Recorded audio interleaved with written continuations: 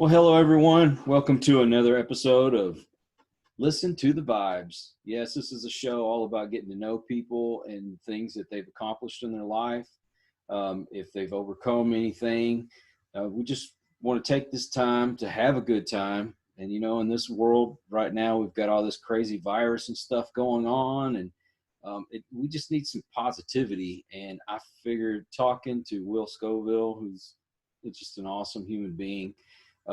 He is a character, and I just thought he could bring a little joy to our lives. So how are you doing, Mr. Will? I hate everything and everyone. So I'm doing great. I'm preparing here. I'm in a bunker in South Austin. I've got my masks. I've got gloves. I don't want to spread any viruses here, and I don't want to contract anything in case you're able to, give something to me over the airwaves, over the computer, the interwebs. And, we're trying to keep safe, for the upcoming zombie apocalypse, because I see it coming on us now. Well, McAfee doesn't seem to be doing the trick, so you have to do something to be precautious. Do I need eye protection as well? With my radiant beauty, you might. I need sunglasses on to protect me from all the good vibes. So you just moved back to Austin. So tell everybody where you've been. Parts unknown, hiding out in the wilderness called upstate New York. And actually, it was pretty fun. I was up there with my family and friends, hanging out and doing some different things. And I had a blast. I got to play a lot of golf, do a lot of good things, because after 50, you can still do a lot. Sweet.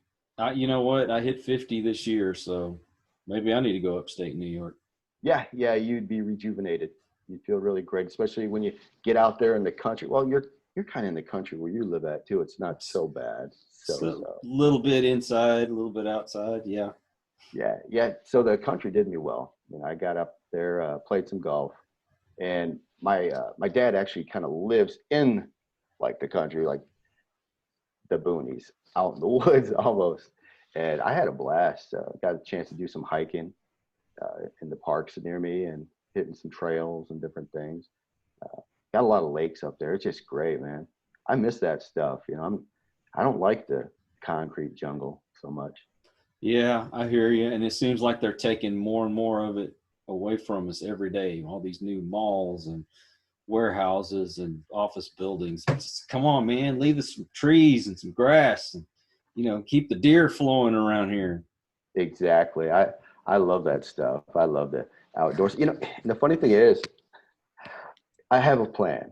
I don't know how great it is. I think it's pretty good myself.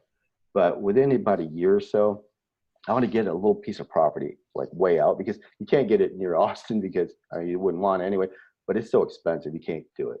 So I'm going to get like way out in the country. I'm going to build a small house, not like a tiny house where like I'm 100 square feet, but it's something a little bit bigger. But I want to do it pretty much myself. So I'm working on my skills. I'm watching YouTube, the YouTube training thing. And I'm trying to, figure it out. But that's what I'd like to do in about a year or so, is get my own piece of property, build my own kind of tiny house, grow food, have a good time. Oh, now see, that is a plan. And make sure you got a little plot left over to the side so I can, move my trailer in and all that good stuff. There you go. It's going to be cool, man. I look forward to it. But the only problem with moving to New York is I have to leave Whataburger behind, and that's just not going to happen. I'm sorry. Yeah, well, I'm going to do it right here. I'm going to do it right here in Texas. I can get out towards like Lockhart or Luling. Oh, yeah. I think that might be the ticket. I'll tell you what, though, even in the cities, there's so many beautiful things to see in and around Austin. Yeah. You got little pockets of niceness. Now, for anybody that's watching this that has not seen my old show, Into the Pit, I had Will on because he is a paranormal investigator extraordinaire. And I just figured we need to get to know him and welcome him back to Austin. It's like, dude, it's been too long. You need to be around here. I'm telling you. And it's funny, as soon as I got back, people just start hitting me up. They're like, hey, when are you going to film again? Or, when are we going to do this? When are we going to do that? And so I'm ready. I'm getting some things together, preparing. I'd like to do some filming towards the fall. Maybe go out and do an investigation. You got so many locations. That's not a big thing around here. But getting the people together is pretty easy. Everybody's hitting me up. And I think that's a plan. Right now, I've been working really hard on my YouTube channel, the Paranormal Mayhem Zone. You go to YouTube, check it out, subscribe, comment, like. YouTube loves all those algorithms, you know, when you're interacting with a site. So Paranormal Mayhem Zone. And what I'm doing is I'm taking some of my older footage and putting it up, letting people check it out. And I even put up something recently that was kind of interesting. You know, you got to come up with new things. That way people are interested, right?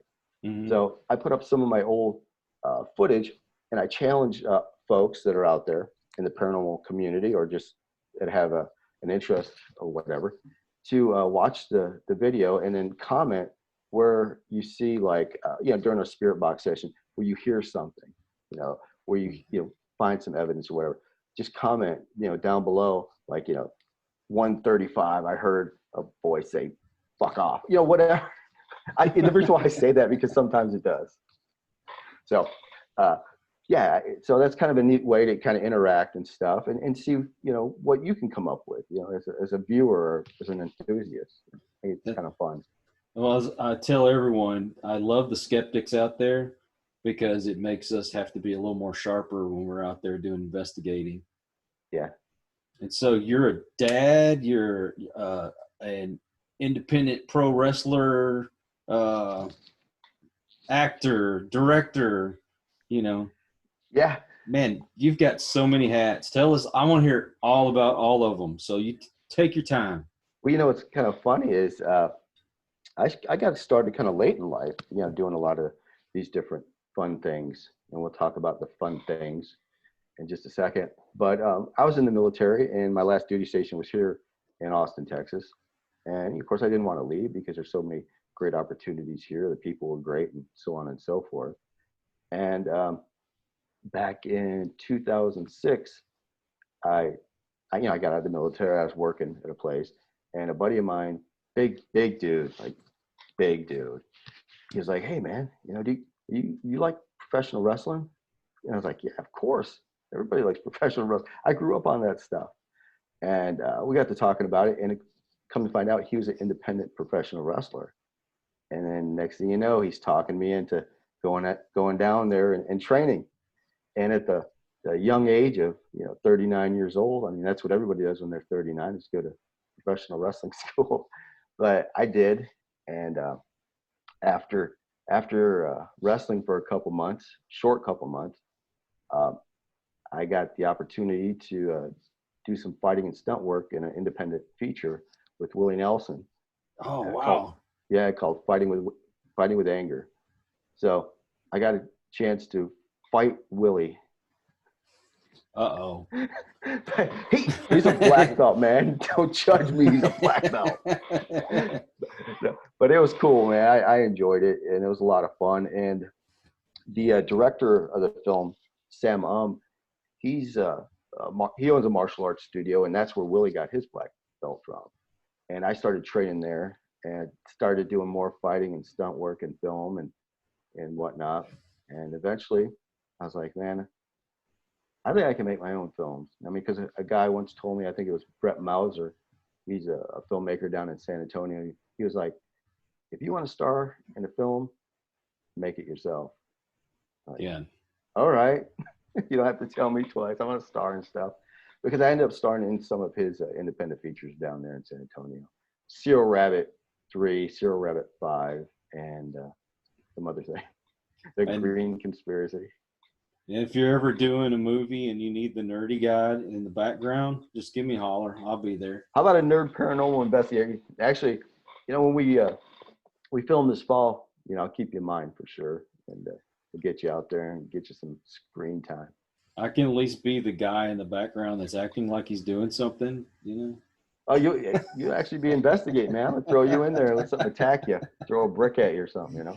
Oh, that would be wonderful. I'll be your Aaron Goodwin. There you go. Everything happens to me. Yeah, Yeah, that stuff's a lot of fun. And we're out doing investigations for almost like 3 years, and got to meet a lot of great people, got to go to a lot of conferences, got to speak at some, and we just had a blast. And of course, all the evidence that we got was amazing. From things calling us dirty names to to hearing voices, things moving, something beating on a wall, all kinds of crazy stuff. But it's been a lot of fun. I don't want you to think I'm ignoring you. I'm checking to see if this Facebook Live thing is working or not. And Yeah, how's it working? Is you getting it up? you know what? I'm checking it now, and I don't think I'm having very much luck with it. So, hey, we'll just keep it going, man. Just keep it going. Right. They'll catch Yeah. it later. Facebook. Yeah. So that's the kind of stuff I started working on. The independent film, the fighting and stunt work. Did some pro wrestling and whatnot, and now I've actually got into writing a couple books. One of my best ones, I believe, the most recent is "Are You Serious?" The beginner's guide to anyway, epic beginner's guide to becoming an actor. I had to think for a second. It's too damn long. It's a mouthful. But basically, it's a 5-step process on becoming an actor, to get in the business, to actually give it a shot. Most folks, the conventional route is take an acting class or two, get an agent, and try to get an audition here or there. And it's really hard. It's like winning the lottery without buying a ticket. It's a difficult thing. But if you actually want to do it, have some fun at it, maybe have some success at it, there's other ways to go about it, kind of outside the box, with a little outside the box thinking, use your head besides other than a hat rack, my grandfather used to say. But yeah, there's so many ways to do it, man. The thing is, initially, you have to get some skills. How do you acquire those skills? There's a million different ways these days. You have online training. You can go attend acting class. I went to Marco Perella here in Austin. He's a great acting coach, and so that was really cool. Some people might take drama in school, whatever it is, but you have to get some kind of skill, to go try to do anything without any skills. I mean, you're kind of doing it with one hand tied behind your back. It's kind of a dumb way to do stuff. Yeah, well, some of us are hard-headed. We just jump right in it and just don't give a flip. I did try the real, what do you call it, the realistic type television. Mm-hmm. And, even then, it's very competitive. And if you're not spot on, man, they don't want you. They don't want to see. They want you to, to be that goofball. Problem is the director we had, he wanted everything to be serious the whole time. Like, dude, if you know me, I am very rarely serious. This is as serious I get right here. Right. I hear you. I'm kind of the same way. I like to have some fun and everything, and bust some chops when people least expect it. It's kind of the way I do things. But yeah, it is tough. Reality television, there's not a whole lot of reality to it in a way. It's a lot of scripted, or at least there's an outline of what you need to do and whatnot. We had some producers years ago hit us up for paranormal television shows. I mean, I could do whatever they want, pretty much, but I'm not really into the travel so much, man. I'm an eccentric dude. I'm a strange cat. It's funny. People don't think I look like a strange cat, or maybe see me out in public and don't, but I am a strange cat. I'm not a flyer. I don't fly. I don't like hills. I don't like heights. I don't like nothing like that. I'm in a damn bunker, man. and hopefully you got plenty of snacks and everything else for this apocalypse. Uh-oh. I kind of ran out. I think I have some granola bars in there. Gluten-free granola bars in the house. Man. Yeah, I do. I've got some stuff. You come back to Austin, and then all of a sudden everything's getting shut down because all this going on, and So we kind of have to occupy ourselves, I guess. Don't go out. We got a new baby in the house. Oh yeah, see, yeah, you don't want nobody catching anything there. And my daughter had just started a new job, and she's working at Murphy's. Yeah. And it's not the one behind the booth, it's the actual big gas station. Yeah. So, I mean, not even there a week or two, and she's already having to stay home because she didn't want to take a chance of bringing this stuff in. Mm-hmm. But everybody still gets on social media and complaining about this, and so politician said this, and this politician's not doing this, yada, yada, yada. And they're talking about how bad the politicians are, but yet they're down at Walmart's fighting over freaking Charmin. Yeah. And I'm like, these guys would not make it down on the Gulf Coast, because I've lived through like 4 or 5 hurricanes and, you know, seen the worst case scenarios. Mm-hmm. We all helped each other before and after. We need more of that, but we also need some people just to come out here and just have a good time and not talk about all the political garbage. Yeah. From what I see, and I've noticed this for quite a long time, mainstream media sucks. You have not ever lied They're in your horrible. life. Not only do they hype things up, they create panic. They're ass clowns. They ask the stupidest questions I've ever heard. No matter who they're dealing with, what a president, a member of the government, anything. They ask really stupid shit all the time. So what I've done is I kind of like just kind of tuned out for that stuff. A long time ago, I just turned it off. I can't do it because I get too irritated when I watch them, you know. Oh, yeah. I want to give them an arm bar, you know, you snap their arm or something. All you say is, thank God for Netflix, so I don't have to watch all that other crap all day. Yeah, exactly. You know, this is actually, I mean, with me, like I said, I'm a strange cat anyway. I don't mind staying. I'm usually around the house no matter what anyway.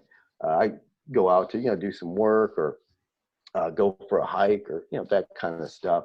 Other than that, I like to be home. A lot of people, you know, they'll run around like a chicken with their head cut off. Oh, I got to go here, party. I got to go here. You know, they're always gone doing stuff all the time.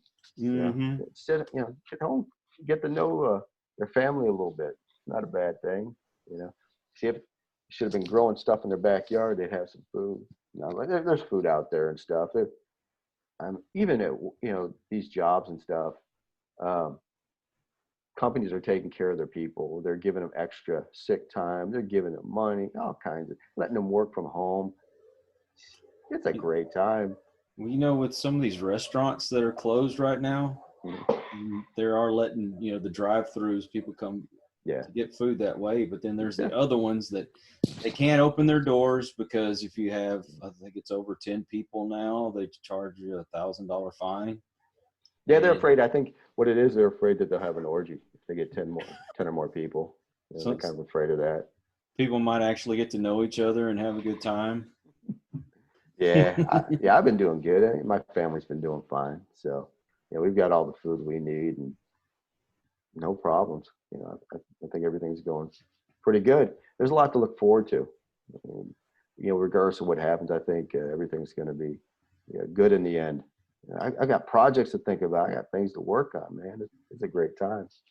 Well, I'll tell you what, it definitely gives you a chance to get those, you know, the artistic flow going. You know? I mean, instead of just sitting here with my eyes glued to the television 24/7, it's given me an opportunity to actually talk to more people and get more people on the show. And, you know, but I just hope that after this is over, maybe people can finally put differences aside and maybe have a good time for once, enjoy each other's company instead of, I like this politician, I like this politician, blah, blah, blah, blah. I got caught up in that rhetoric myself for a while. And I'm like, this is a waste of my freaking day. Why? It is. Yeah, we're men. We got projects to work on, things to think about, creative endeavors. You know, it's like I say, it's a great time. I've actually got a secret YouTube channel that I'm working on right now. And I'm basically brainstorming content. I haven't created any for the page as of yet, but the channel is going to be pretty cool. I did a lot of things in my 40s, with the wrestling, the acting, the stunts, of this, of that, the other thing. So why do I have to stop there? I feel pretty good. I'm 53. I can still do everything I did in my 40s and 30s or whatever. So I create a YouTube channel. And if you want to subscribe to it, you can. There's no video on it just yet, but just in case I do upload soon. It's Iron Will Life After 50. Make every day your heyday. So Live now. Exactly. There's so many things you can do. The thing about it is, you don't have to be some kind of triathlete or whatever to get out there and have a great time. You could be handicapped, not be able to leave your room, but there's still things you can do. There's still things you can create. There's still things that you can be a part of. I watch videos with guys with like no arms and legs doing all kinds of stuff. Oh yeah. So there's no excuse to just not do anything, to just give up on life. And 50 something, I don't feel any different. I feel good. So why not, make every day my heyday? Well, let's say this is an outlet for me, as well as trying to make it profitable eventually. And even if I don't, at least I'm doing something. And I encourage anybody that's listening or watching this, and those things that you've been putting off in this world, why don't you start working on it? As long as you're breathing and you're above ground, give it a shot. And every great journey starts with that first step. Stop living waiting for tomorrow to happen. Start making today happen. Exactly. And the thing is, anything worth doing is worth working for. And it's not always easy. There's bumps and stuff along the way, but that's a part. That's just a part of life. That's how you learn. That's how you grow. That's how you get stronger. If nothing ever happened to you, then where would your strength come from? Where would your learning come from if nothing ever happened to you whatsoever in your life? So you go through some stuff, like you said, jump into something, get it going, get her done. Get her done. Got her did. I never thought I'd write a book. I hate writing. It's just the sitting down and typing, forever. To me, it's terrible. It's terrible, I want things like right now, I like watching video. I like that kind of stuff. But, I had some knowledge that I felt like was good, was useful, that would help others. And a lot of people I know have that sort of thing. And I went ahead and did it. And the thing about it is, these days you have Amazon, which, they have the Kindle Direct Publishing. You can take what you write, upload it, make it for sale. There you go. You're writing a book. You're an author. Congratulations. Exactly. You're a legend. I'm a radio host. That's right. That's exactly it. You get this stuff set up, do a little research, get it set up, figure out what you want to talk about, do it. And I made my mistakes, and I still make mistakes. I'm still learning new things. And that's another thing is people need to remember, don't stop learning. This world changes.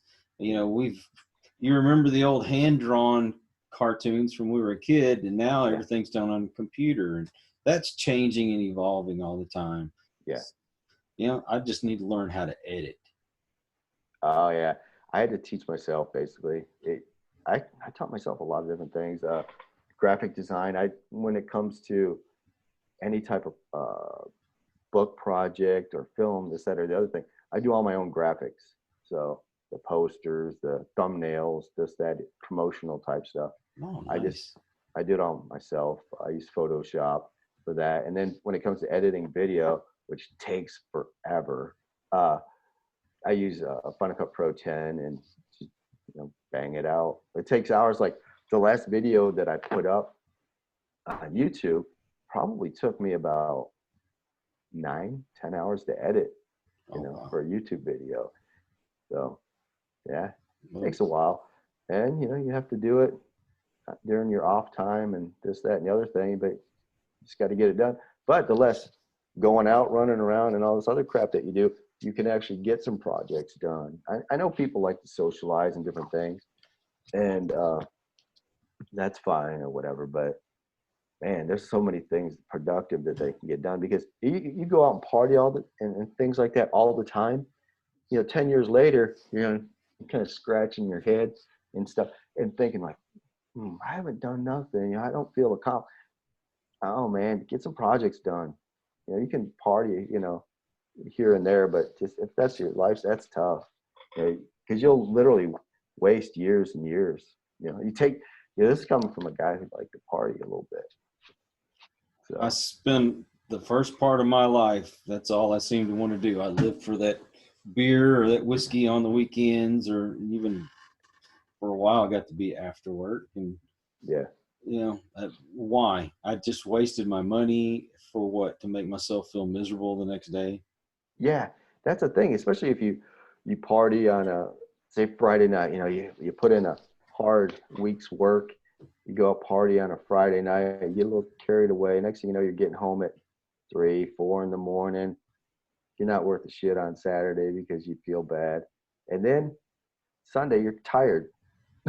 So you literally done nothing all weekend really, except for, recover, which, yeah, I mean, there's other ways to recover than feeling bad the whole time. And then back to the grind of work and all that stuff during the week, just to go and start that cycle over and over and over again. Man, there's too much in life to do. Yes, there is. Even when I was like partying and stuff, when I mean partying, I would go out. Oh, and this isn't long ago, man. This is about 3 years ago, because I remember a picture that I took on my 50th birthday. So, yeah, I was going out about 3 to 4 nights a week, and I had a full-time job, man. I was a supervisor, so I had a full-time job going out. Plus, I was working out, making videos, still, acting and whatnot. So, what really kind of took a hit was my sleep time. And whether you know it or not, you got to sleep. You got to sleep. It's huge. Without sleep, man, your body, it's not going to be what it needs to be. Yeah, you ain't never lied there. Man, I've been fighting that battle for years, trying to get sleep. And I'm finding meditating before I go to bed seems to be helping a lot. I mean, I still take melatonin and some other stuff to help me sleep, but even those medicines aren't helping all the time. So yeah, I take some different things before I go to sleep. Normally I'll take 2 magnesium. Magnesium is really good because once you start taking it for a while, especially before you go to bed, maybe an hour, half an hour before you go, it allows you to sleep until you wake up in the morning or whatever. Normally, I'd get up, a few times at night, roll around and whatnot. But with the magnesium before I go to bed, all night long. And I take arginine as well. Arginine is good. It kind of boosts up your nitrous oxide in your body and stuff. Gives you some endurance and stuff. Makes you feel great. And yeah, so I'm a big taker of vitamins and whatnot. And then I talked to you earlier about the black seed cumin oil. I hate to say it on air because some of these people might go out and buy it all. Why not? Black seed cumin oil is good for a lot of different things. It kills MRSA, like staph infection type stuff. Mm-hmm. It's good for diabetes, heart disease. It's great for allergies. It crushes the flu or a cold. Crushes it. 4 hours, done. Okay. Like straight up. Yeah, because my mom, it's funny, before I left New York, she was coming down with like the flu or whatever, and she looked like death. And she's she's older, she's an elderly person. And I was like, Mom, you gotta take some black seed cumin oil. And normally, she'd just blow me off, but she felt so bad, she listened this time. This time she's gonna listen. But I went and got some at GNC, came back, and I told her, you take 1 teaspoon, and you want to chase it down with some raw honey because it tastes like shit. So 1 teaspoon every 30 minutes for 4 hours with the raw honey. Done. Next day I called her, and this is like, I think it was like 7:30, 8 o'clock at night. I got it to her, and I called her the next afternoon. I said, Mom, how you feeling? She goes, I feel great. And she looked like Jack, dude, before she started taking it, just the day before. And she's been taking it every day ever since. And that's been a few months. So, and it helps with arthritis. So any inflammation in your body, inflammation's huge, you know. So if you get rid of that, feeling good. It's really good stuff. Well, you ain't never lied. Do you ever drink kava tea? No, Dude, I haven't tried that. My anxiety, if I'm ever having a little bit of a panic attack, 1 cup of hot kava tea, and it's like matter of fact, there's a company that I used to get like pills from. That was kava. You know, that had that stuff or whatever in it or whatever. I don't know what it was, but yeah, it was for like stress and anxiety and different things like that. Well, definitely recommend it. One thing that helped me over the years with that sort of thing, because without sleep, you will get anxiety and stuff like, you know, a lot of people experience that. One thing that helped me is I started observing the Sabbath every week. So like Friday night to Saturday night, sunset to sunset. I just started taking at least one day every week, shut down, relax, like really relax, not running around, just relax, chill. And that helped me a lot because before, you know, going out 3-4 times a week and doing all these other things, you know, we're talking like 2 hours of sleep, 3 hours. That ain't cutting it, you know, I ain't cutting it. But I started doing that, and so that helped out a lot. And then, you know, I started doing better on getting my sleep, and I've been pretty good. Only thing that kind of sets me off now is I don't do heights ever. That's my quirk, man. You know, so yeah, that's one of them. I still kind of have my nervousness when it comes to heights, but yeah, I just tackled it head on and finally got myself mentally prepared for when I do. So it doesn't affect me like it used to. But God, that fear of heights. Isn't it wild? Hey, I'll tell you how bad it was. When I was a little kid, I don't want to say 4 or 5 years old, whatever it was, and I still distinctively remember this, but my mom took me to the movies, but the movie was on in the upstairs, and I didn't care what was playing. I don't care if he was buying me popcorn and Junior Mints and all that stuff. I was not going up them steps to save my life. I hear you. Excuse me. I hear you. Touch of the corona. I'm ready. Okay, man. We're good. Dude, you say you do so many things. What seems to be the most rewarding thing for you? To create, work on a project, and see it to completion. So when I was able to work on films, regardless of whatever capacity, you know, I did all kinds of things, a lot of independent features, but anything I did to completion and I got to see the end result gave me a lot of satisfaction. When I work on my YouTube channel, once I complete it, you know, get the video up there and can watch it, then it's like, all right, I feel good. I know sometimes, and it's kind of a weird dynamic.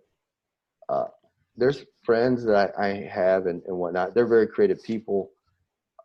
Just talking about a project but not finishing it or not getting it done gives them some sort of satisfaction, which drives me nuts because I've got to get it done. If we talk about something, I'm doing it. We're going to start like right now. We're going to get things done. Right. So yeah. So for me, it's actually completing something, seeing the finished result, you know, the end result, and saying, "Wow, that's cool, man." You know, there's nothing I like more than just watching footage. You know, I've watched my own videos on YouTube over and over and over. And I've got some radio episodes I uploaded on there as well with some interviews and different things. They're all audio interviews and whatnot, but man, just seeing that stuff or listening to it, you know, I was like, man, this is great. I did it. You know, writing that book, I did it. I had the book in my hand. I was like, man, this is great.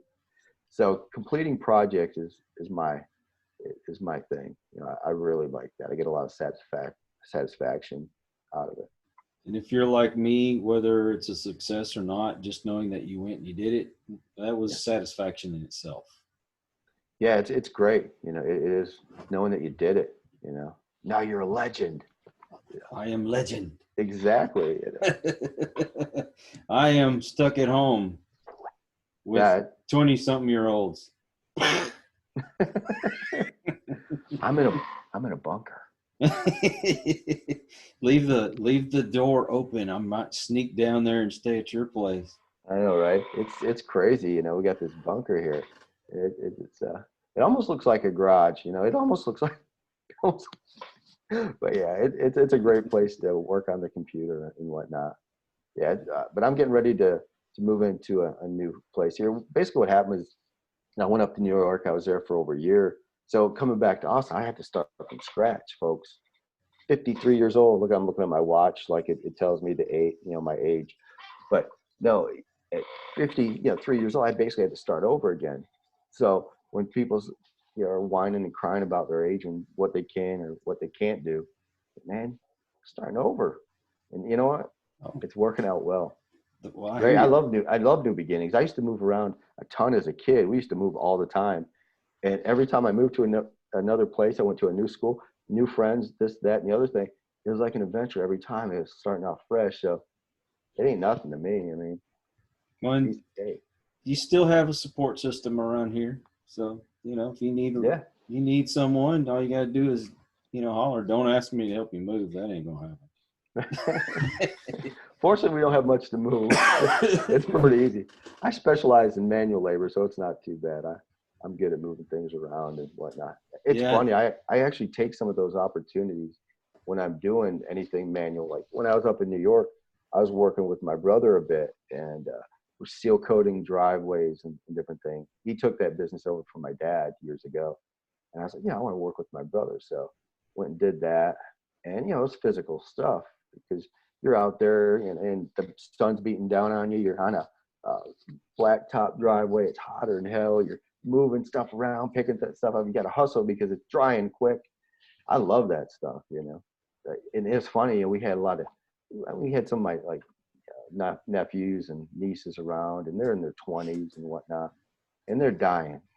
And I just look at them, just laughing at them. And I tell them I could do this stuff all day long, all day, every day. Even did some masonry work with my buddy Vince. Show them guns, man. Show I know, them right? guns.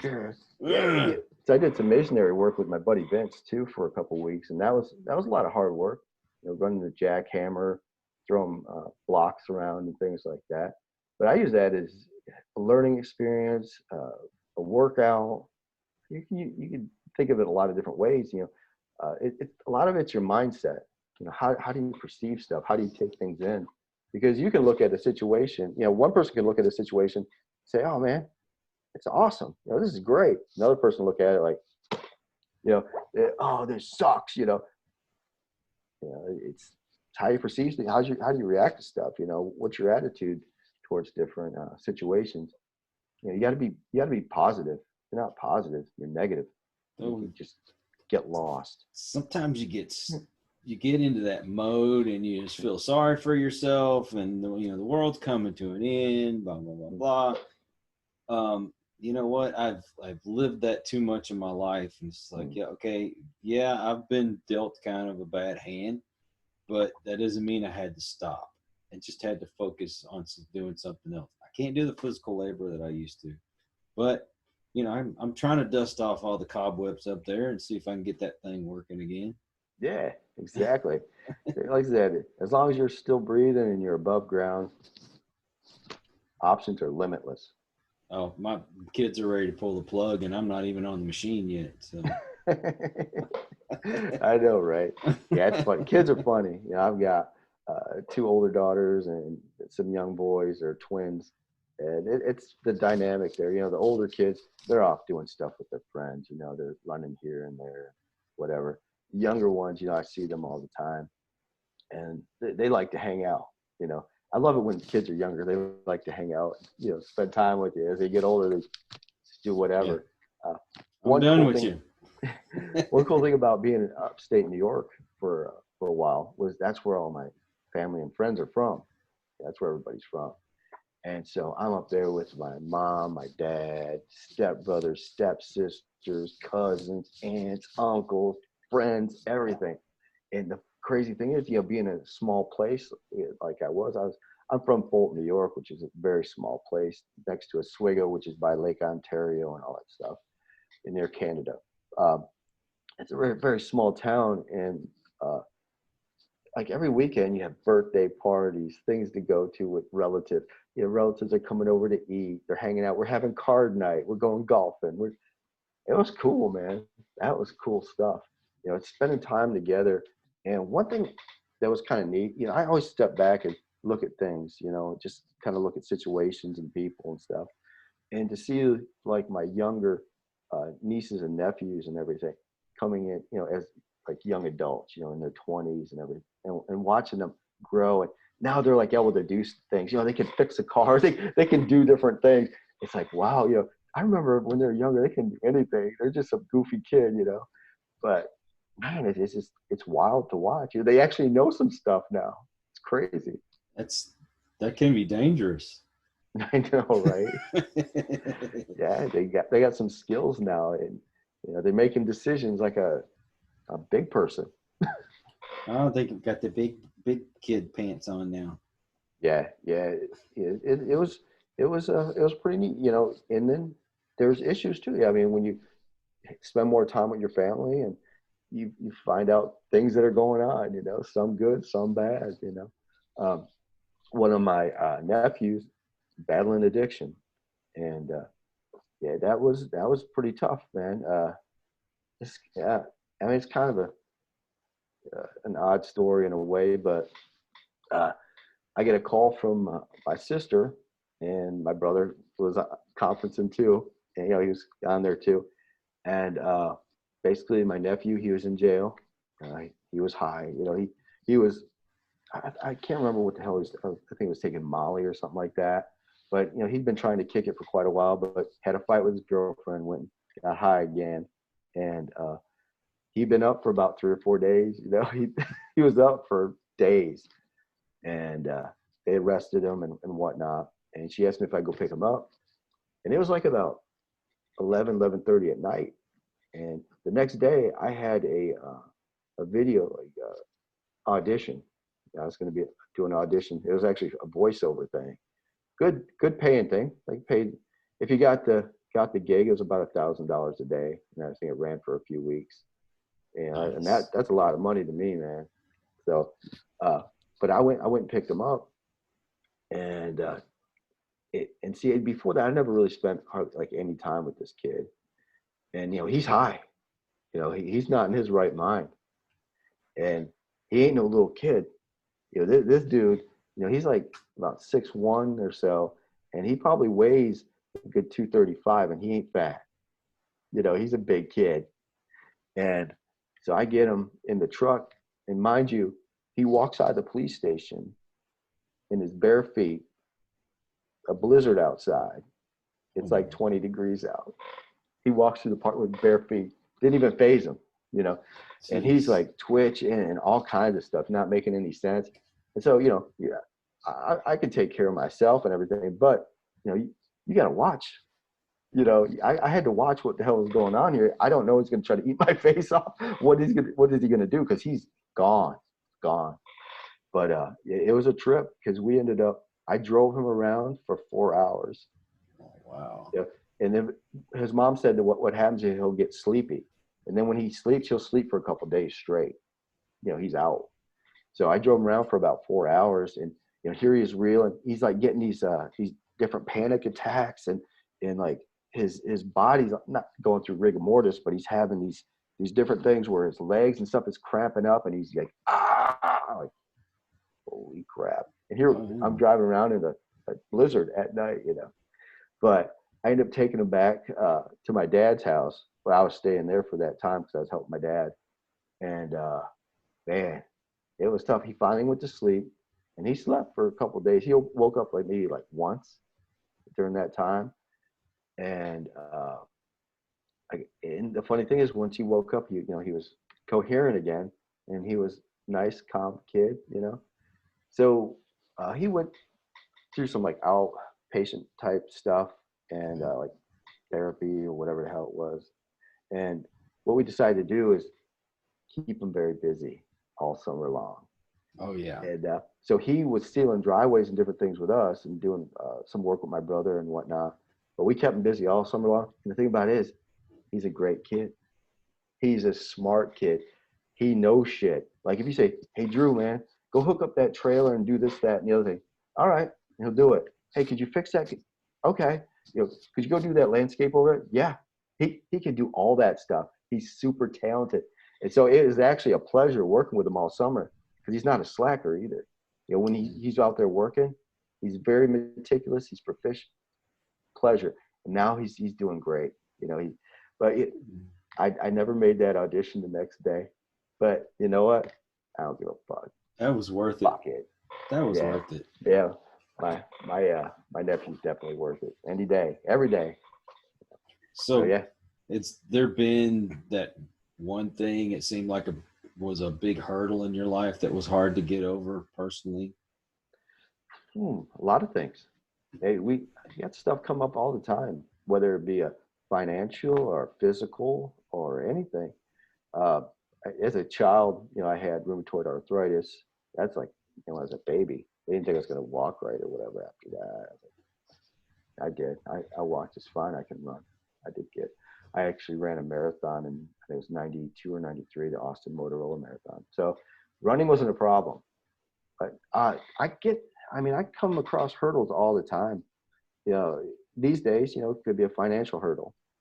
It happens, but you got to keep grinding. That's the thing. You can't give up. Because if you give up, you're done, right? It's over. Exactly. You're not gonna overcome anything if you don't make an attempt to do so. So a lot of it is just persevering and keeping your head up, because like I said, whether it be a health issue, 'cause I had issues with panic attacks and stuff. I could be back there in the fetal position or whatever, or I could be doing this. The thing is too, if you have an issue, try to, in the attempt to overcome it, learn about different things. I learned about the Sabbath where I could, take the day off. Before that, I'm up all night, every day, like a wild man. But when I did that, I was able to overcome the problem. So I don't have much problem with that. Heights, I deal with. I actually will go up on some things every now and then. Not too high. I don't get a little crazy. I'm still not good with overpasses, bridges, mountains, or tall buildings, but flying. But I do what I can do. There's other ways that I can accomplish what I need to. Let me see what else. I'm trying to think of. But there's always just little things. But your mindset has a big thing to do with how you react to different situations. If you get negative, you get down, you can't stay there. You gotta eventually snap, like they say in the military. I was in the military for 13 years. Snatch up on your shit and drive on, soldier. You got to do it. You just got to do it. If you don't, then you won't.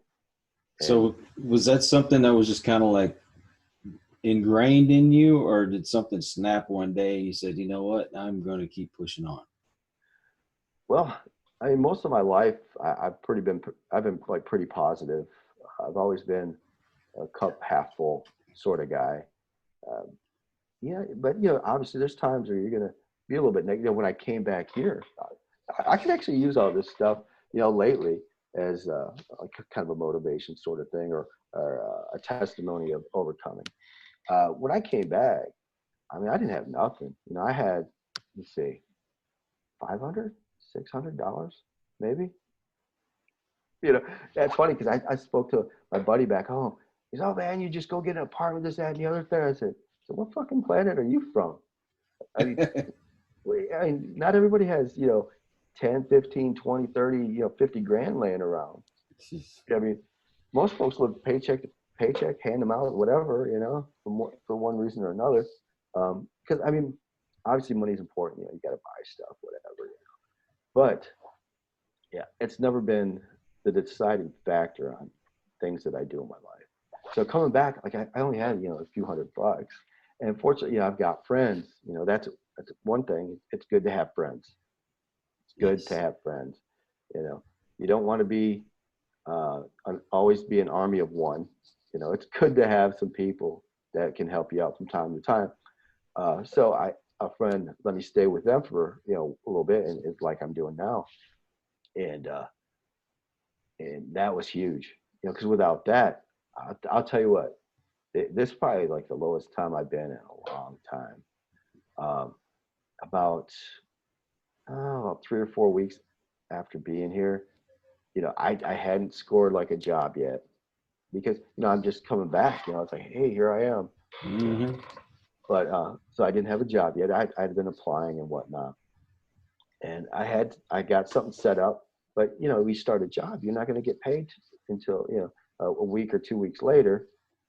So the money's running down. I could only stay at this one place for so long. I literally thought to myself, I'm going to have to go sleep in the fucking woods, just like these homeless people, like straight up. And I was serious. I was like, I started thinking like, all right, how am I going to do this? How's this going to work? I started planning it out. Like, I'm going to be in the fucking woods, just like the homeless people around Austin. I'm not even kidding. And that will get you depressed quick, you're like, I can't do it. I don't have a car. I don't have a job. I don't have nothing. I'm going in the woods, survival time, and I was bummed out. I was like this low, and then I got into this place here, and a friend said, yeah, you could stay here, give me a little bit of money and stuff. I was like, all right, because I just landed a job. I scored a job. Sweet. And yeah, I went, because I started applying like right away, and I got online, started figuring it out. And the thing about it is, I just got here. I have no transportation, right, except for public transportation. So I can't get a job in North Austin when I live in South Austin. For anybody that doesn't know this, that's like 20 miles away, 30 miles away. It's and you're not going to get across town in any good time frame if you don't have a ride. Even if you do, it's going to take you forever. So I have to get a job in South Austin. I did that, and then from there, when I got the job, my morale started going up, but it's because I persevering, I kept plugging away. I could have been out in the woods with the rest of the homeless, but I didn't do it. I didn't stay down here, kept going. And so I scored the job. I scored this place to stay for a little bit. And now, I kept pushing, and now I'm moving into a new place, like my own place, my very own place here, the beginning of April. And next, I get a vehicle. I'm rocking and rolling. I'm back on top. So, and I got a good job too. So that was sweet. And then I'm working on my YouTube channel. I've got a couple other sources of income, small things that come in, because you can't make you can make a ton of money off different things. But in the beginning, especially with YouTube channels and stuff like that, you're not even monetized in the beginning. You have to have 1,000 subscribers at a minimum and have 4,000 hours of watch time from your viewers within a 12-month span. So you have to build it up. Oh yeah. But once again, if you don't do it, it ain't gonna happen. So that's that. I guess that's kind of my motivational, story for now. My testimony, because right now I'm literally going. That's really trying time. Trying to figure out how I'm gonna get here, how I'm gonna get there, how am I gonna do this, how I'm gonna do that, starting with nothing. But we're doing good now. Got a job, got a place, we're gonna get a vehicle. I'll be like a regular person again, so to speak. Oh no, being regular is boring. I'll have some of the regular things that people have. But it hasn't been that bad. Walking around and stuff like that, good cardio, hiking and stuff. But the good thing is you've kept your eye on the prize the whole time and not let these things get you down. Okay, something's a setback, but everything worth obtaining is worth fighting for. So too many people give up. Yeah, and the thing is, if I didn't do all this stuff recently, I've done things before, but if I hadn't done all these things recently, like had to, find a job, having nothing, have a, not having really a good place, stable place to stay, all this kind of stuff, going through all that, then I wouldn't know how to go through it. That's a thing. You learn from these challenges and these trying times, and it helps you grow. And so at any point in time, if I do have some problems, this, that, or the other thing, now I know how to get through it. I have a game plan. It's like, okay, this happened before, no big deal. I know how to get through it. And that's a huge thing to have that knowledge in your head, and it gives you strength. Because like if you never go through anything, everything's a big scary place. Well, if you don't, you're not ever going to grow or get that to that next level in your life. Things are handed to you, then it doesn't matter. Yeah. And the thing too is a lot of us are a little prideful too. We don't want to admit anything that we're going through. I mean, just admit that I just went through this. That's pretty much the first time I've done it, like in a social media thing, or any kind of interview, or even on Facebook. I mean, you could look at my Facebook and you never know what I'm doing. But I have to think to myself, by not telling anybody, will that help anybody that's going through a problem? You may just be that beacon for somebody out there that's willing to give up.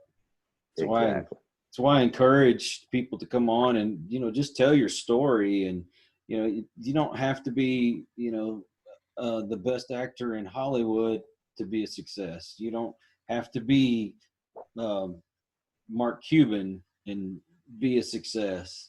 Just not giving up and then being an influence on other people. That seems to me the biggest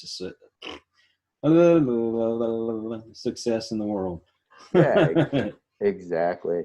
And it's good because it's going to give me a good testimony and whatnot. Like already, like I said, I got a good place I'm moving into. I got a nice job, and I'll have a nice vehicle here pretty soon.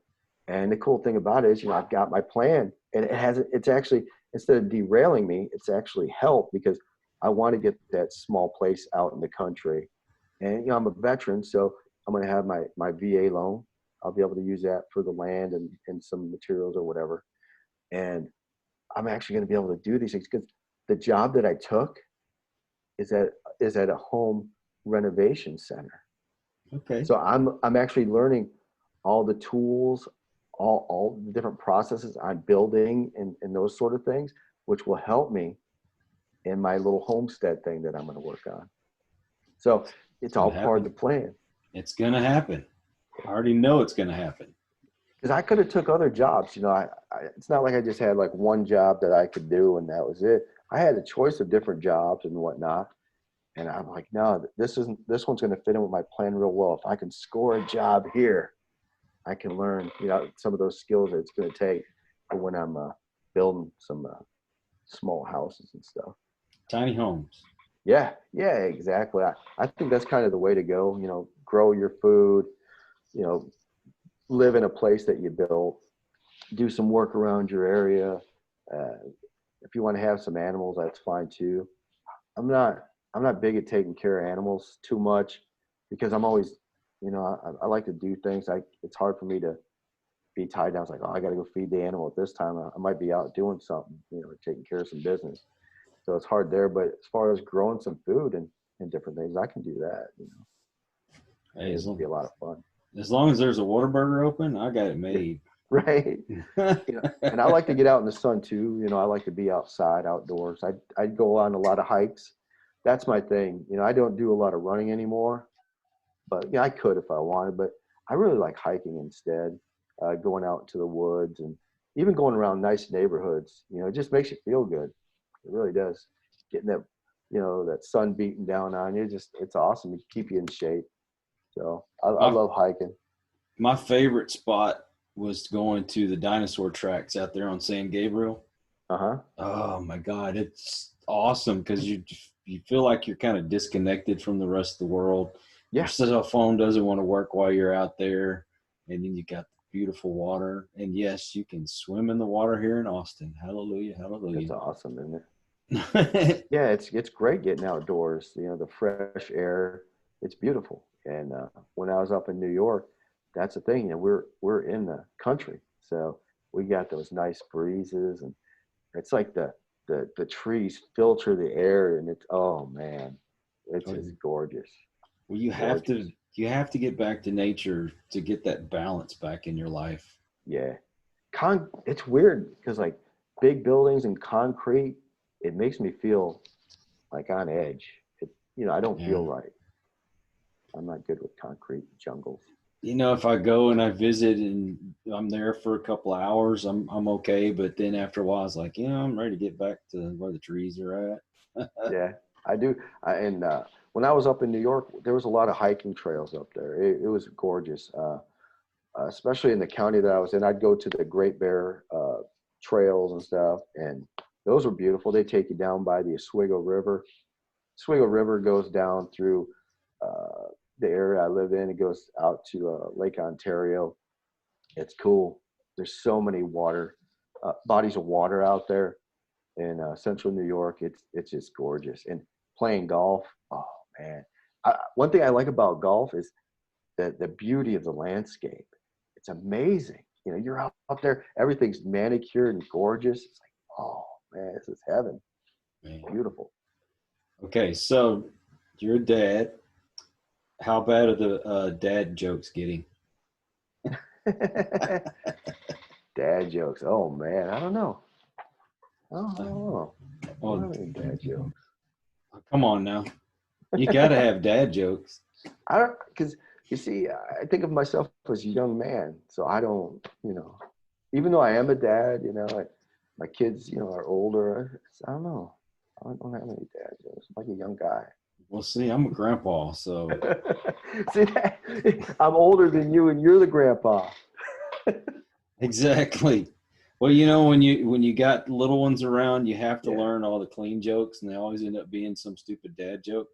But yeah. hey, they're funny. So if you It, need a list, you just call me, and I'll be glad to share them with you. well, this is kind of funny in a way. The boys, they like playing video games all the time because that's what kids seem to want to do all the time now. It's tough. It's tough to pry them off it. And every now and then, they'll play on there, and they'll come up against a hacker, the dreaded hacker. Oh Lordy. And so, it, my my little guy, I call them, they're 12 now, but Ryan. So it's Ryan and Pierce. So Ryan comes up to me, goes, "Dad, can I tell you something? You're not going to get mad." Like, yeah, go ahead, tell me. He goes, "There's a fucking hacker on here, and he's pissing me off." Like, okay, Ryan. Yeah, just do your best. Try to kick his ass if you can. Just go for it. Because yeah. But these kids, that's what they. Pierce will do the same thing. He's having a problem with something. "Dad, can I tell you something? You're not gonna get mad. This guy's an asshole." But when they speak, or if you cuss around them, they'll say something, right? "Dad, that's not good language," and they won't cuss. But they get involved with video games or something like that. They'll come up and ask you basically if it's okay for them to express themselves. I wish mine did that. They just fly off with the F this and F that. And I'm Yeah. like, stop it. Stop it. Isn't it crazy? You fucking kids are swearing too fucking much. And I've been trying my best for the last couple of years to curb how much I cuss. Because like I say, the grandkids, I don't want them picking on it. If they're gonna get it, they're gonna get it from their daddy or their mama. Yeah. They ain't getting it from me. Yeah, that's the thing. Especially when the little ones are little. Yeah, you got it. It's almost like you want to use the same language if a friend brought their little kid over and stuff.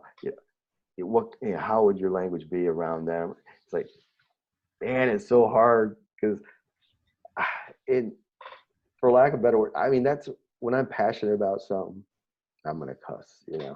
But in certain situations, I've got to be mindful about what I say because I can pretty much say a lot of off color things, just to get my point across. Well, And sometimes I'll do it purposely, just to to see if I Just to offend stir the somebody. pot. Well, yeah, well, it's funny because I talk to a lot of different people and whatnot from a lot of different places. And sometimes, I will say something just to see what the reaction is, just to figure out a person. I'm I'm kind of funny in the sense that I won't directly ask people a lot of questions. Like, I won't like put them through like an interrogation. But what I'll do is I'll say certain things and see how they react to it, and then I figure them out. It's a kind of even with dating, that's what I've done in the past too. And the girls are like, "How come you don't ask me questions? Aren't you interested in me?" So no, I just need to listen to you talk. You just talk for a while, I'll figure you out. Oh, my wife says, "Well, did this happen or did this happen to them?" Blah blah blah, and all this, and I'm like, "I don't know." And she goes, "Why not?" Because I don't like to ask questions. If they want me to know, they'll tell me. Right. And now I'm doing podcasting. Hey, let me ask you a question. Right. But it works out because with like right now, we're just talking back and forth, and then people are able to take what we're saying and, oh, okay, I know that about him now. Like, because, during the course of a normal conversation, man, a lot of things come out, if both people are being honest and want to reveal a little bit of things, stuff about themselves. Well, that's the whole thing about this show is, let's hear about you yourself. Most of the time, like when I was doing the paranormal thing, I spent all my time just talking about paranormal stuff. What did this happen to you? And what did that happen to you on the show? There's more dimensions to people than just whatever TV show they were on or whatever. Yeah. We need to take the time to learn to know each other. Yeah. There's a lot of folks that are out there that are legends, man. And a lot of people that are legends don't realize they're a legend. Everybody's gone through different trials and tribulations in life. A lot of people have done a lot of cool things, and it's the definitions that we attach to some of these things that make people think, well, that's awesome or it's not awesome. But man, you could be a truck driver, crushing it every week, getting things done, getting your loads to where they need to be. You could be a legend, man. You could be a farmer, planting your field. You could, I mean, legendary stuff. You can work at the damn HEB, just crushing it, getting that produce ready for people, making your area look good. You could be a legend in that department. You know what I mean? There's a million ways to be a legend. And, if you try hard, you're always trying to be excellent at everything you do. You're not always going to attain that, but if you work at it and you're always trying, you're always putting in the effort, trying to do great things, then man, you can be a legend no matter what your occupation is or whatever, I heard my wife telling the kids, they talked about being strippers, and my wife says, well, if you're going to be a stripper, you better be the best damn stripper there ever was. Right. Yeah, I'm not going to that club. I'm sorry. I don't want to see right. my kids taking clothes off. But, And, you get the gist of it. Whatever you do it to your best of your abilities. Exactly. That's the thing. Don't half-ass things. Don't half-ass your job. Don't half-ass any project you're a part of, because you could be a legend for that as well, and that's not a good thing. I've worked with a lot of different people, and it is a challenge, and you do find out a lot about people's work ethics and how they view different things.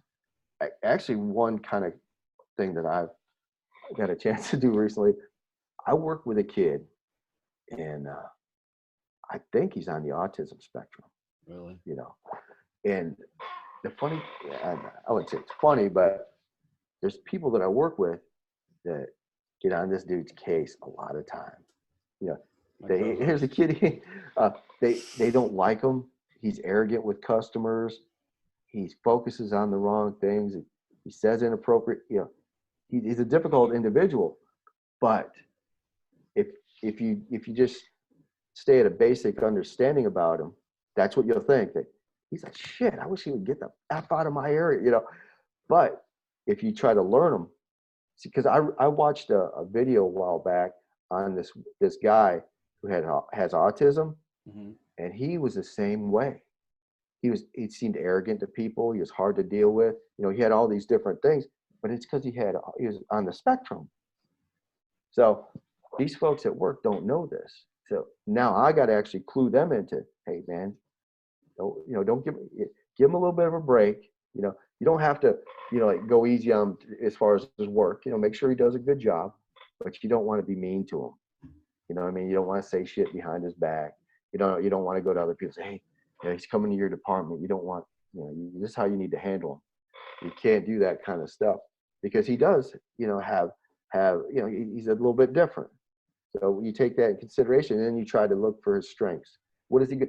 He's good at he'll know your schedule. If you tell him your schedule a month out in advance, he'll know it every day. Oh, you got a break coming up in 10 minutes. Well, my wife's cousin works at Home Depot there in Marble Falls, and he's always giving us his schedule and everything, but he remembers a lot of that stuff.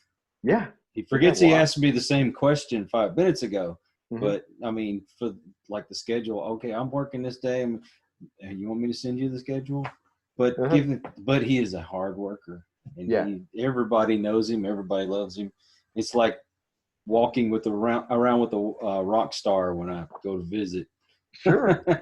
Yeah, and like with this kid, I think when I go to the individual people that are saying bad stuff about him and kind of treating him a little bad, hopefully, when I kind of explain it to them, those folks, they'll understand a little bit and maybe cut them a little bit of a little bit of slack and deal with them differently. Work with his strengths and stuff, and then anything that he has a hard time with customers, how he talks to them, just kind of give him some suggestions and things instead of just saying, he's a little shit bag. You don't want to work with him. You know what I mean? Yeah, and that's one thing too. When it comes to anything in life, like my grandfather said, use your head for something other than a hat rack. Exactly, and people start using that heart because you don't know what the next person's going through in their life. Correct. That's exactly it. Believe it or not, our hour has come and gone. My producer, in other words, Michelle, she said, That's it. She's not holding a broom or nothing. She's gonna whack you with something. No, but I saw a good meme the other day where all the people were trying to stand up the brooms, and the Kathy Bates when she was on The Waterboy. Yeah, that little meme is like, y'all started off with that making the broom stand up, and now y'all done brought the evil in here. it's the devil. That's funny. It's funnier when you read it. It's not so funny when I explain it. What can I say? But everybody that tuned in and you got to see my hair flying all over the place. No, and come back and enjoy some of the other shows that we have, and we will always have some great guests on here. And we thank you, Mr. Scoville, for being on the show. It was my pleasure. And don't forget, go to the Paranormal Mayhem Zone YouTube channel. Subscribe, comment, like, share those videos. If you're into the paranormal, if you're a paranormal enthusiast, whatever, check those videos out, and I can use your help. If you have any comments, suggestions, or whatever, or if you want to see something in particular, give me a shout. And of course, get my book, Are You Serious? The Epic Beginner's Guide to Becoming an Actor. That's really cool too. If you want some outside the box suggestions on how to get involved in the entertainment industry. Fun stuff. We'll definitely do that. And also, before we get off the air, I would like to tell you that anytime you have any kind of content, or if you just want to share the links on our social media, we're so happy to do so. Awesome. And so I'm going to subscribe. Yes. The more the merrier. I may be the only one on there, but I'm going to subscribe. I love it. All right, man. Thank you. You're welcome. We hope you enjoyed this episode of Listen to the Vibes. You can catch us on Buzzsprout or wherever you listen to your favourite podcasts, and on YouTube. Follow us on Facebook at The Vibes Broadcast Network and on Instagram at The Vibes Broadcast.